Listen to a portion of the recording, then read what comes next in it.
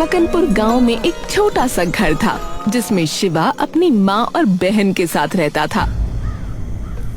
कम उम्र में ही गरीबी और बेरोजगारी ने उसकी कमर तोड़ दी थी। अब तो वक्त ऐसा आ गया था कि खाने के लाले पड़ गए थे।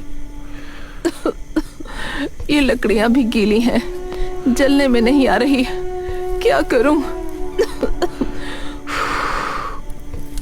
हटो माँ, मैं कोशिश करती हूँ। लकड़ियां सुलग रही हैं, तो बस फूंकनी से धीरे धीरे फूंक दे, शायद जल जाए। तब तक मैं देखूं आटा है कि नहीं। कुछ नाश्ता बन जाए तो शिवा काम ढूंढने निकलेगा। ममता आटा देखने उठी।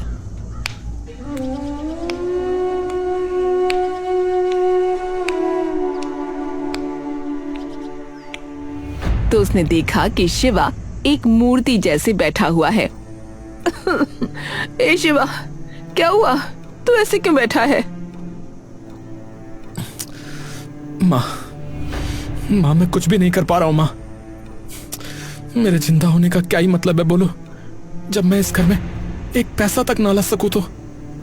मेरे निकम्मेपन के कारण आज तुम सब लोग 2 वक्त के खाने को भी तरस रहे हो। माँ, अरे तू कैसी बातें कर रहा है? तू कोशिश कर तो रहा है ना। अरे माँ, कोशिश से घर नहीं चलता है। पूनम, ए पूनम, चूल्हा बुझा दे, घर में कुछ नहीं है। बिना वजह के लकड़ी बर्बाद मत कर बहन। पर हम लोग खाएंगे क्या? इस सवाल से घर में ऐसा सन्नाटा सा छा जाता है जैसे वहाँ कोई रहता ही ना हो। और फिर वो सन्नाटा टूटा ममता की खांसी से, और ममता ने खून थूक दिया। माँ, आप ठीक तो हो? हे भगवान, माँ आप ठीक तो हो ना? मैं भी कैसा भागा बेटा हूँ, अपनी माँ का इलाज तक नहीं करवा सकता। बहुत बुरा बेटा हूँ मैं, बहुत बुरा। अरे मैं ठीक हूँ, बस ये तो यूं ही हो जाता है कभी कभी।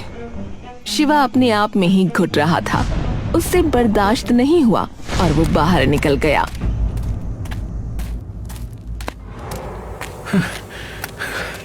मैं अब इस घर में तब तक नहीं लौटूंगा जब तक कमाई का इंतजाम न कर लूं।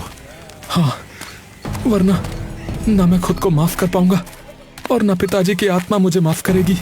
हाँ। वो शहर की ओर चला, इस उम्मीद में कि शायद कुछ काम हाथ लग जाए।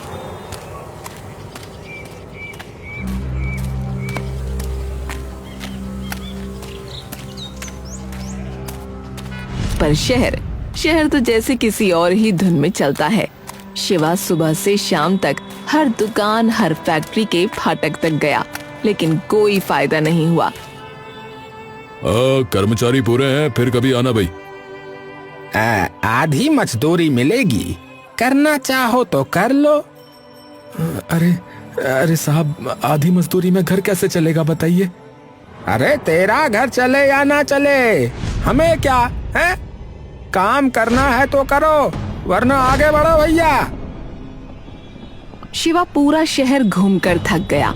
उसके पैरों में जैसे जान ही नहीं बची थी। धूल से चेहरा काला पड़ गया था, पर वो पोंछने की हिम्मत भी नहीं कर पा रहा था। तभी हल्की सी खुशबू आई, गले में अटके दुख को भी पल भर को बुला देने वाली। उसने गर्दन उठाई, सामने एक दुकान थी। लकड़ी के छोटे से तख्त पर कुल्हड़ सजे थे और उसके नीचे कोयले की धीमी आंच में मटन पक रहा था।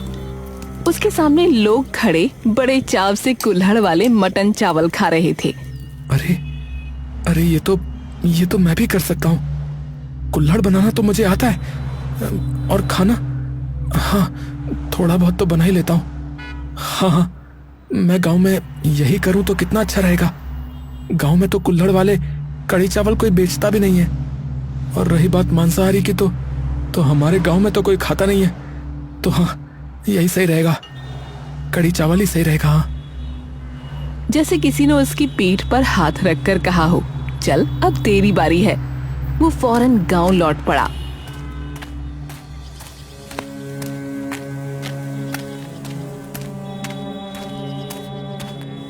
हाँ, अगर ये काम चल गया ना तो शायद माँ का इलाज करा पाऊंगा, और फिर पूनम की शादी भी करा पाऊंगा, और क्या पता किसी दिन ये घर फिर से घर जैसा बन जाए।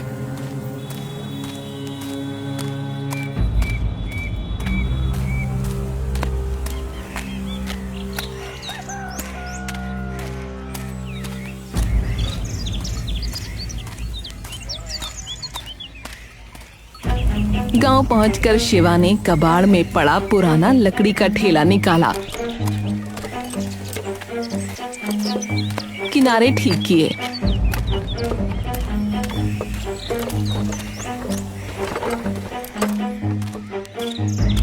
कुल्हड़ बनाना तो उसके खून में था। तालाब किनारे जाकर उसने मिट्टी उठाई। वहां उसे ऐसा लगा जैसे उसे कोई देख रहा है, पर उसने ध्यान नहीं दिया।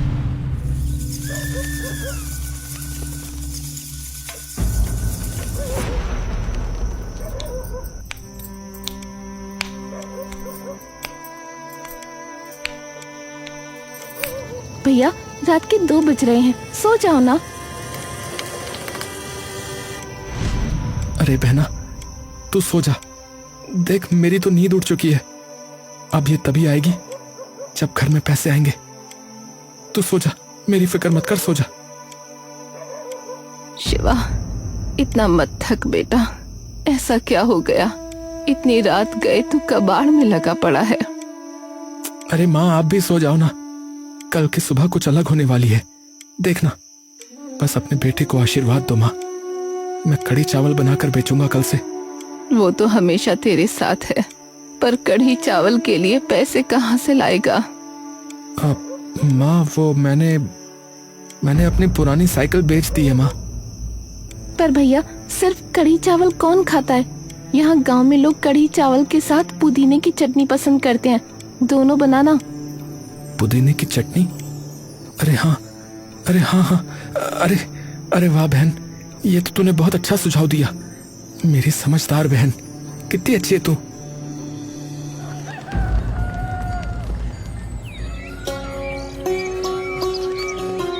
शिवा पूरे जज्बे के साथ पहले दिन ठेला लेकर गांव के चौपाल में जा खड़ा हुआ।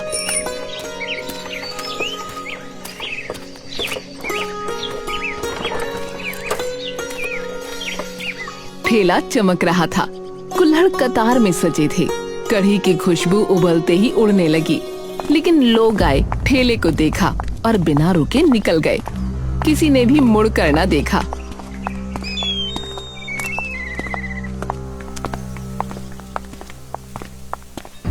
अरे कोई आ क्यों नहीं रहा है? बहुत देर हो गई। शायद मेरे कढ़ी चावल में वो बात नहीं है। तभी 2 लड़के आए।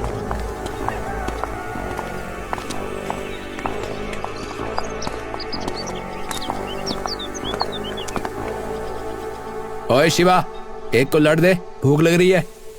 हाँ, ये लो भाई।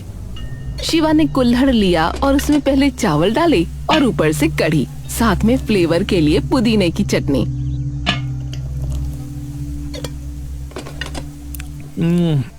अरे यार, ये क्या बनाया भाई? अबे नमक ही नहीं है। अबे बनाना नहीं आता तो ठेला लेकर क्यों खड़े हो गए भाई? हैं? अबे इस बकवास कढ़ी चावल के हम कोई पैसे नहीं देंगे, समझा? हाँ, नहीं देंगे। दोनों लड़के मुंह बनाकर चले गए।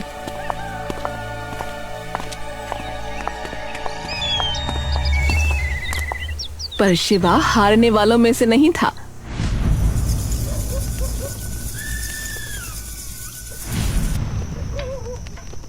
रात को बैठकर उसने मसाले बदले, नुस्खा सुधारा, कई बार चखा, फिर चूल्हा बुझा दिया। दिन गुजरने लगे, पर ग्राहक गिनती के आते, वो भी मजाक बना देते। अरे एक बात कहूँ, कढ़ी चावल से ज्यादा स्वादिष्ट तो ये कुल्हड़ लग रहा है मुझे तुम्हारा। एक काम कर भाई, तू कुल्हड़ी रख ले और खाना फेंक दे, कैसा रहेगा? है? शिवा हंस देता, पर अंदर से रोता रहता। पैसे आ रहे थे, पर लागत से कम, कोई फायदा नहीं हो रहा था।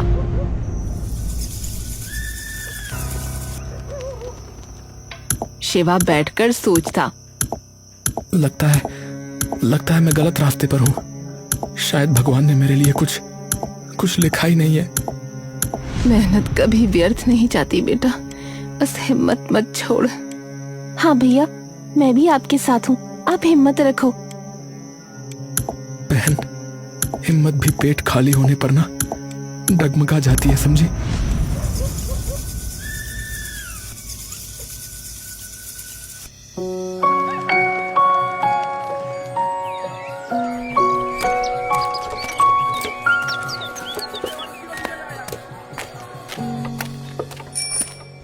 शिवा के इन्हीं बुरे दिनों में एक दिन गांव का जमींदार धर्मपाल हंसता हुआ आया, जैसे कोई खुशखबरी लाया हो।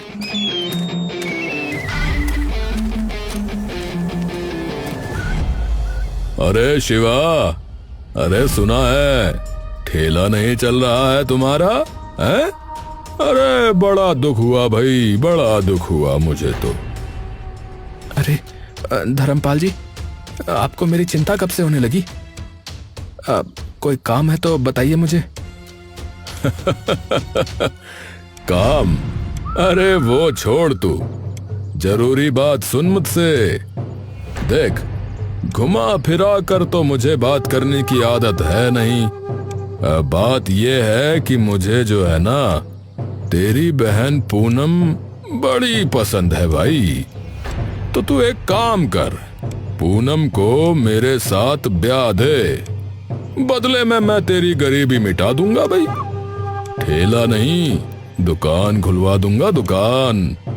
अरे जिंदगी सेट हो जाएगी तेरी, वरना तेरी अभागी बहन से ब्याह कौन करेगा रे?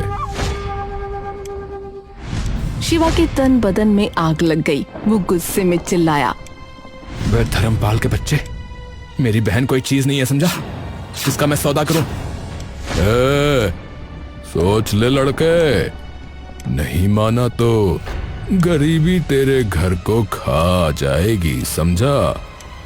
निकल निकल यहां से, अगली बार यहां कदम रखा तो अच्छा नहीं होगा, समझा?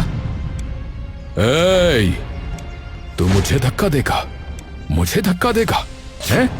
मैं तेरी बहन।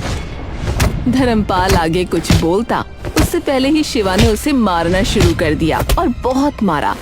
भैया छोड़ दो इसे, मत मारो, छोड़ दो शिवा, मत मारो इसे।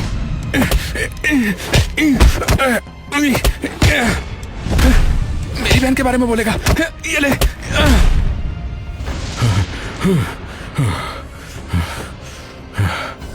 अब देखता हूँ कैसे जीता है तू।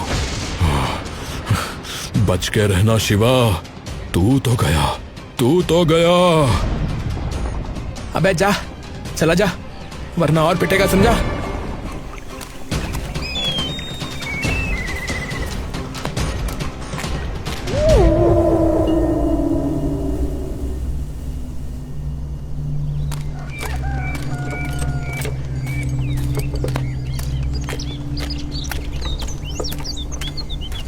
अगली ही सुबह गांव का माहौल कुछ बदला बदला था।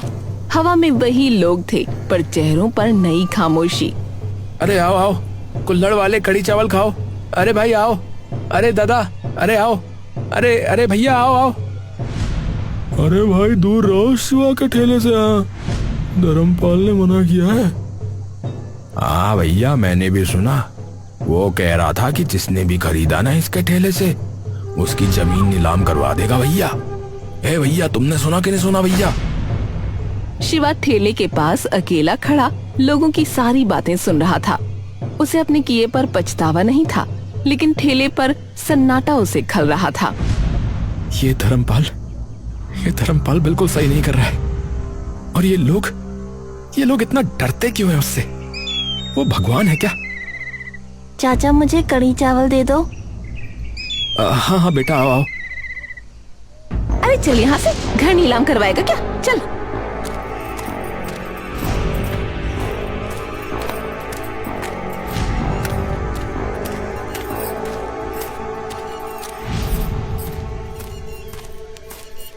शिवा देखता रह गया। पूरा दिन उसके ठेले पर एक भी ग्राहक नहीं आया। घर में नमक, दही, चावल सब खत्म हो रहा है, और माँ की दवा भी। ऐसे कैसे चलेगा, ऐसे कैसे चलेगा? कुछ सोच शिवा, क्या करूं? धर्मपाल से माफी मांग लूं क्या? नहीं, मैं ऐसा नहीं कर सकता। मेरी आत्मा गवाही नहीं दे रही है, मैं ऐसा नहीं कर सकता। उस दिन वो कढ़ी चावल लेकर ही घर आ गया।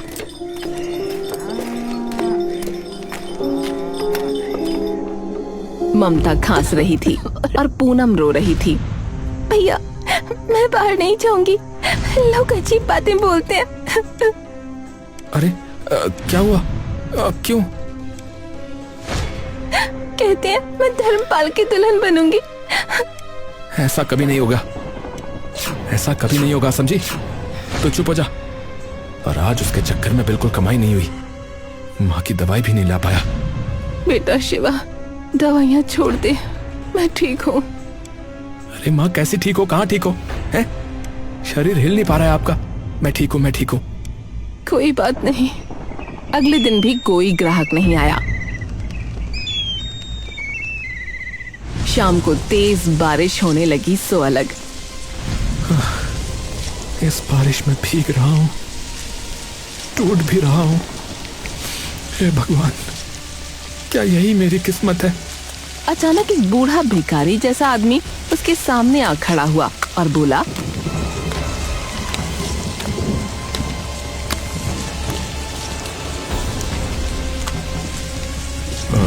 बेटा, बेटा कुछ खाने को मिलेगा? भूखे का पेट भर जाएगा तो तुम्हारा भला होगा बेटा। बाबा, आइए आइए। हाँ हाँ, जरूर लीजिए बाबा। मेरे यहाँ पर बस ये कढ़ी चावल बनता है, आप इसे खाइए।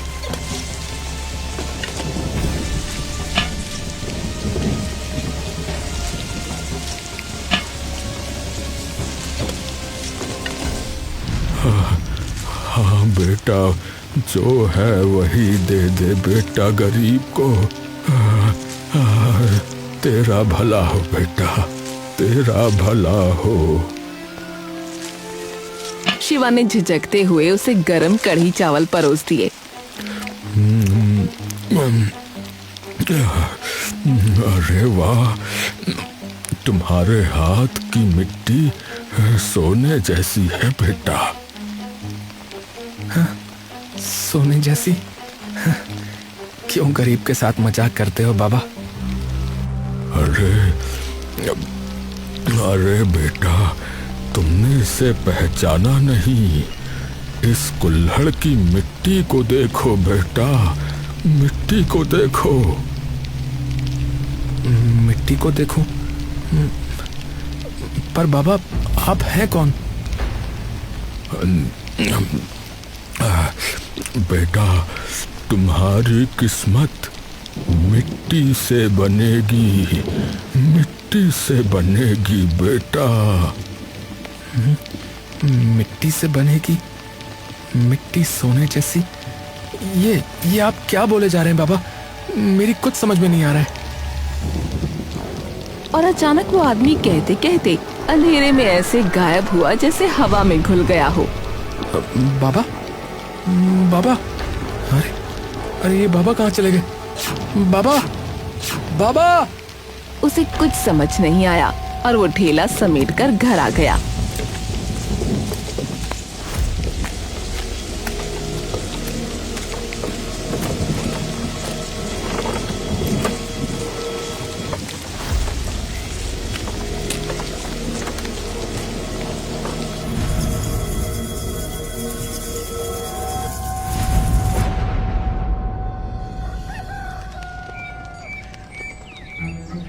अगली सुबह शिवा मिट्टी लेने गया तो ढेर में कुछ चमकता दिखा।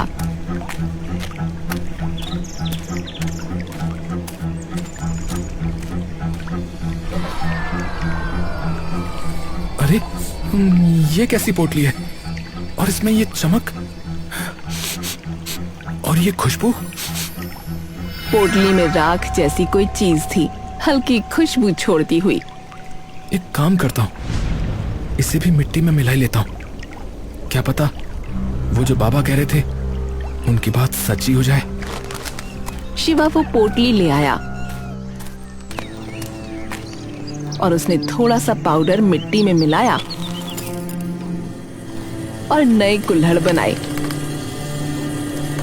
हाँ? अरे अरे अरे ये कुल्हड़ गर्म क्यों हो रहे हैं? अरे अरे, और ये खुशबू? अरे वाह, ये खुशबू तो मदहोश कर रही है। अरे वाह, बड़ी अच्छी सुगंध है। उस दिन उसने ठेला फिर से लगाया।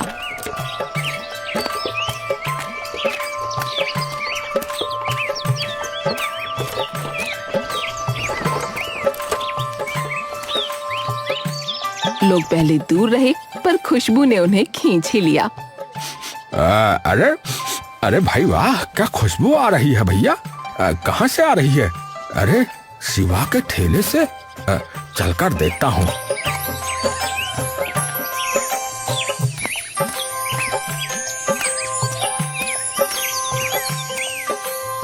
अरे शिवा, तुम्हारे ठेले से बड़ी खुशबू आ रही है। अरे ये कुल्हड़ तो हाथ में लेते ही गर्म हो रहा है। अरे इसकी महक अलग ही दुनिया की लग रही है भैया, बड़ी अच्छी खुशबू है भाई। ए भैया, एक जरा मुझे भी दे देना भैया। क्या लगा रहे हो? मुझे भी दे दो। हाँ हाँ, सबको देता हूँ, बस 1 मिनट।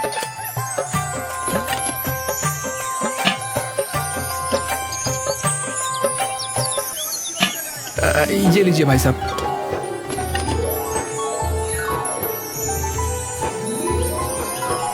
ये आपका। शिवा की आंखों में महीनों बाद उम्मीद चमकी। हो ना हो, ये उन बाबा का ही आशीर्वाद लग रहा है मुझे, जो कल आए थे। शिवा के घर के हालात सुधरने लगे। ममता का इलाज सही तरह से होने लगा, लेकिन ये खुशखबरी ज्यादा देर छुपी न रही। धर्मपाल तक बात पहुंच गई। क्या लोग मेरी धमकी के बावजूद उसके ठेले पर जा रहे हैं, और वो भी पहले से भी ज्यादा। वो फल फूल रहा है, मैं इस बार इसे जड़ से उखाड़ दूंगा, जड़ से। उसकी आंखों में गुस्सा था। वो कुछ खतरनाक काम करना चाहता था, जिससे वो शिवा को दोबारा उठने की हिम्मत न करने दे। उसने एक दोपहर ये मौका ढूंढा। उसने देखा कि पूनम खेतों के रास्ते लौट रही थी।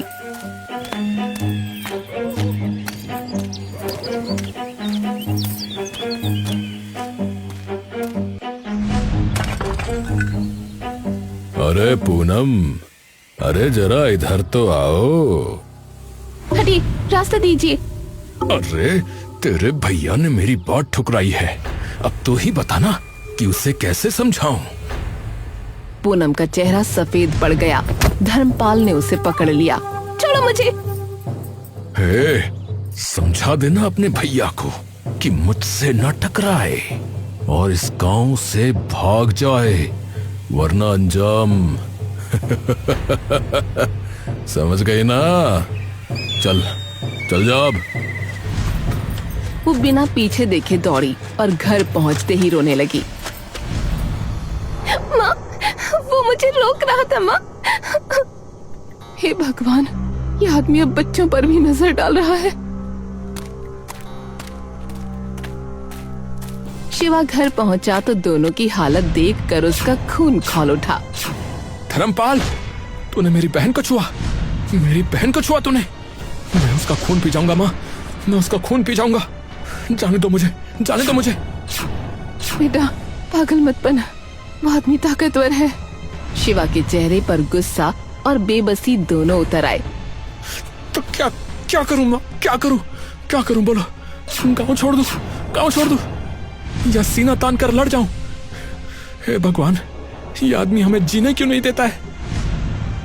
इस दौरान अचानक गांव में एक बात फैली कि तालाब के पास एक बूढ़ा भटकता नजर आता है। अरे भैया, रात में देखा है, वो तालाब किनारे चलता है भैया। अरे पैर नहीं लगते जमीन पे भाई। ए भैया, मुझे तो लगता है वो कोई देवता वेवता है भैया। मंदिर बनवा दे वहां गई। अरे भाई, देवता नहीं, एक कुम्हार की आत्मा है, कुम्हार की आत्मा है, जिसके बाप दादाओं की जमीन जो है ना, ये धर्मपाल कमीने के बाप ने छीनी थी साले ने। शिवा सब सुनता था पर चुप रहता था। तभी एक रात उसे सपना आया। सपने में वही बूढ़ा सामने खड़ा था। जिस अन्याय ने मेरी सांसें छीनी थी बेटा, वही अन्याय अब तुम्हें भी रोक रहा है। बाबा, कौन सा अन्याय बाबा? जिसे मिट्टी में दफन किया गया, उसे मिट्टी ही जगाती है। पर आप हैं कौन बाबा? आप क्या कहना चाहते हैं? आपकी बातें ना मुझे बिल्कुल भी समझ में नहीं आती। तेरी लड़ाई मेरी भी लड़ाई है बेटा, खत्म कर इसे। शिवा घबराकर जाग गया। दिल जोरों से धड़क रहा था और माथा पसीने से भीगा था।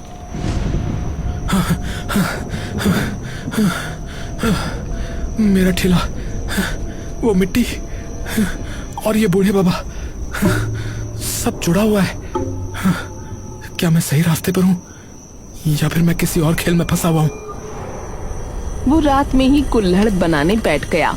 अचानक हवा घूमने लगी और कुल्हड़ हिलने लगे, जैसे अदृश्य हाथ कुल्हड़ों को छू रहे हों। अरे ये क्या हो रहा है?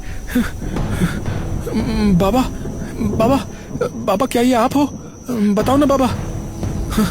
अरे ये कहीं उस पोटली का जादू तो नहीं है? अरे कोई कुछ तो बताओ मुझे कोई कुछ तो बताओ। मेरी तो कुछ समझ में नहीं आ रहा है। किससे बात कर रहा है बेटा? अरे माँ, आप यहाँ क्या कर रही हैं? आपने जब पूछा ये तो मैं आपको एक बात बताना चाहता हूँ जो मैंने आपको आज तक नहीं बताई। क्या? शिवा ने बाबा, पोटली और सपने वाली पूरी बात ममता को बताई। ममता भी हैरान थी, लेकिन बोली, तुझे याद नहीं होगा क्योंकि जब तू 1 साल का था तो वो मर गए थे। लोग कहते हैं उन्हें धर्मपाल ने ही मरवाया था। वो भी एक कुम्हार थे। कि जिन बाबा की तू बात कर रहा है, शायद वो वही हैं, अपने पोते की मदद करने आए हैं। क्या क्या मेरे दादा? ये क्या कह रही हो माँ? क्या हुआ? ये क्या कह रही हो माँ? क्या कह रही हो?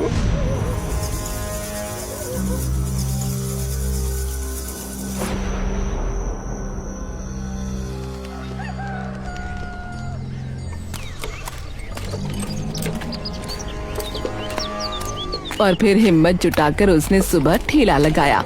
भीड़ उमड़ पड़ी। अरे भैया, ये स्वाद जो है ना, ये पहले कभी मिला ही नहीं भैया। अरे भैया, मेरे लिए 4 प्लेट लगाना भैया, 1 मेरे लिए और 3 मैं घर ले जाऊंगा भाई। अरे भाई, ये कढ़ी चावल नहीं है। हाँ, कढ़ी चावल मत समझना इन्हें। ए भैया, जादू है जादू। हाँ भैया, मैंने तो खत्म भी कर दी 1 प्लेट। ए भैया, एक काम करो यार, पेट तो भरा भरा लग रहा है लेकिन मन नहीं भरा। एक काम करो, 1 कुल्हड़ और दे दो भाई। बाबा, लगता है आपका आशीर्वाद काम कर गया बाबा। एक कुम्हार का लड़का मेरी बराबरी करेगा, मेरी धर्मपाल की।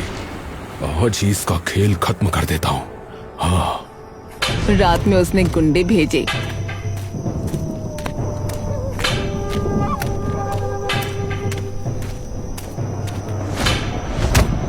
उसका ठेला तोड़वा दिया।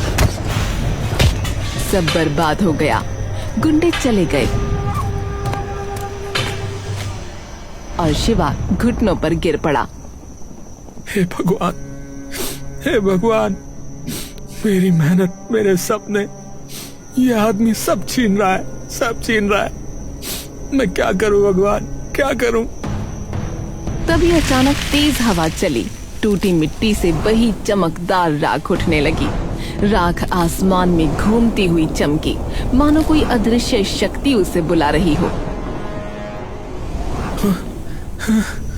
ये क्या हो रहा है? ये क्या हो रहा है?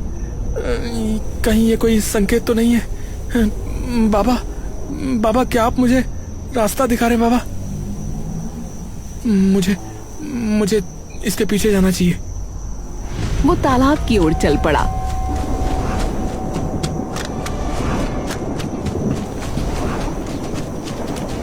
उसे और लोगों ने देखा तो वो भी उस तरफ हो लिए।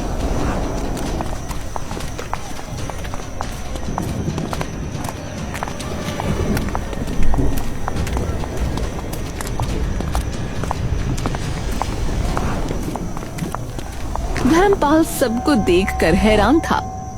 अबे ओए, अबे कहाँ जा रहे हो बे तुम लोग? निकम्मे कहीं के सब।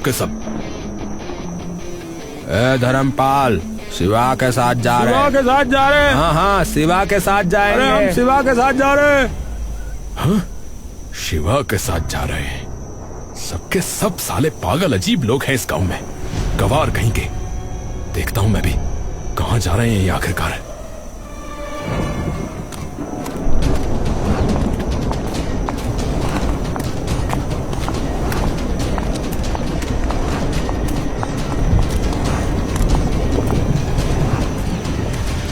सब तालाब तक पहुंचे। तालाब चमक रहा था और वहीं वो बूढ़ा खड़ा था। अरे तू तो मर गया था ना? हैं? तू तो मर गया था। तो ये यहाँ कैसे? क्या? अन्याय कभी नहीं मरता, कभी नहीं मरता अन्याय, याद रखना। बस समय आने पर हिसाब चुकता करता है। मुझसे दूर रह मुझसे दूर। तूने मेरी जमीन छीनी, याद है? फिर मुझे दर्दनाक मौत दी और अब मेरे पोते का जीना हराम कर रहा है। अरे भैया, अरे कमाल हो गया भैया, गजब हो गया। अरे ये तो शिवा के दादा है भैया। अरे ये क्या जिंदा है क्या ये? अरे कैसे बोल रहे हैं? ए भैया, जिंदा हिंदा नहीं है, देख नहीं रहे भैया? चमक रहे बिल्कुल, हैं? बिल्कुल सफेद बूढ़े चमक रहे भैया। ए भैया, ये उनकी आत्मा लग रही भैया, जो न्याय के लिए भटक रही भैया। आज यहाँ कुछ कांड होने का लग रहा है मुझे भैया। ये धर्मपाल का आज कुछ मेरे को ग्रह नक्षत्र ठीक नहीं लग रहा भैया। हाँ, मैंने किया, मैंने ही किया, मैंने ही तोड़ा, मैंने ही ठेला तोड़ा, मैंने ही शिवा को बर्बाद करना चाहा, मैंने ही तुम्हारी जमीन भी छीनी थी। सब सच है, सब सच है। पर मुझे अब जाने दो। मैं अब आगे से शिवा को कुछ नहीं कहूंगा। मैं आगे से कुछ नहीं कहूंगा। मैं हाथ जोड़ता हूँ। मेरी लाश यहीं तालाब के किनारे 10 फीट नीचे दफन है। मुझे मुक्त कर। शिवा ने अपने दादा की लाश तालाब के किनारे से निकलवाकर उसका अंतिम संस्कार किया।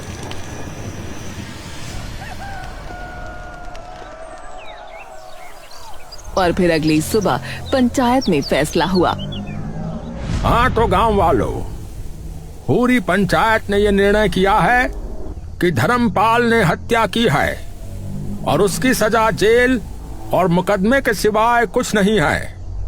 हमारा सर्वसम्मति से यह निर्णय हुआ है कि पुलिस को बुलाया जाएगा और फिर आगे की कार्रवाई पुलिस स्वयं देखेगी। अरे पंचों, अरे मुझे माफ कर दो। गांव वालों मुझे माफ कर दो।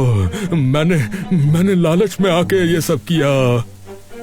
कुकर्म का फल एक ना एक दिन सबको मिलता ही है, और आज तुम्हें भी मिल गया धर्मपाल। अब जाओ और बाकी की जिंदगी अब जेल में सड़ो जाकर। पुलिस धर्मपाल को ले गई और कुछ ही दिनों में शिवा ने अपनी दुकान बना ली।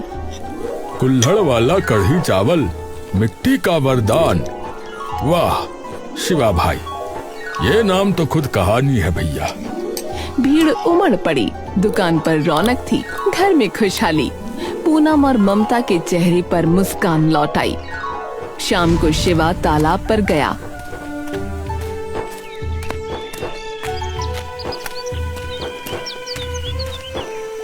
पानी शांत था। बाबा, बहुत बहुत धन्यवाद। आपकी मिट्टी ने मेरी जिंदगी बना दी बाबा। बहुत बहुत धन्यवाद। हवा हल्के से बहने लगी, पत्ती सरसराई, जैसे कोई अदृश्य शक्ति आशीर्वाद दे रही हो।